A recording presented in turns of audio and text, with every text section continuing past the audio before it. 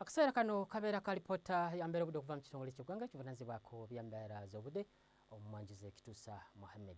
Okusinziira ku alipoota ze tugenze nga tukuŋŋaanya okuva bitundu by'eggwanga eby'enjawulo zitulaga nga enkuba ekyagendera n'okutonnya era bwe tulaba ate ekifaananyi kikubiddwa Ssemugenzi kitulaga nga omukuubo gw'enkuba gusaasaanya ebitundu bya Ssemazinga Africa era ekiviirako empewo empeweevu ezikuta ziva eri mu gabira g'e Congo okwesooga ensi yattu. Bwe tugezaako tulaba ate ku mbeera y'obudde tusuubira enkuba okutonnya mu bitundu ebisangibwa ku mbalamba z'ennyanja Nalubaale okuva eyo eBuyikwe nga okibodda e Kalungu so nga ate ebitundu nga Ssembabule wo omusana gujja kubanga gwaka.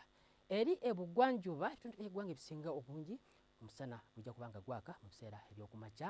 Ebuvanjuba era n'ebitundu ebisinga obungi omusana gujja kubanga gwaka mu bitundu eby'okumakya so nga ate ebimu wajja kubaayo oluwandagirize wabula eri ebukiikakkono mbeera budde ejja kubanga ya musana ebitundu by'eggwanga ebisinga obungi okuva mu Kalamojja paka eri Arua. Enkuba eno ejja kweyongera okutonnya mu biseera by'oluggulo mu masekkati awo ebugumu okuba ku diguli 27 mu kibuga kyaffe ekikulu Kampala so nga ate eri kibuga 29. Bituukiza ko tulaba ate eri ebugwanjuba nawe enkuba ejja kutonnya wadde nga ebugumu lijja okuba ku diguli 20 mu Nyakabaale awo so nga ate Hoima 29.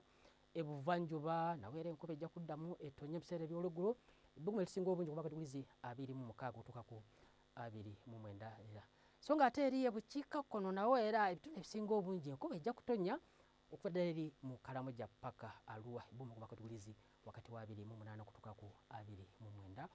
Bwe tugeza kutulaba ate mu kibuga London tubeera embeera y'obudde okuba omusana nga gwaka nga bwe gukubaakubamu ebugumu 18 so nga ate eri mu Cairo omusana gujja kwememula okutuuka ku diguli 40. Nairobi ebugumu okuba ku diguli 16.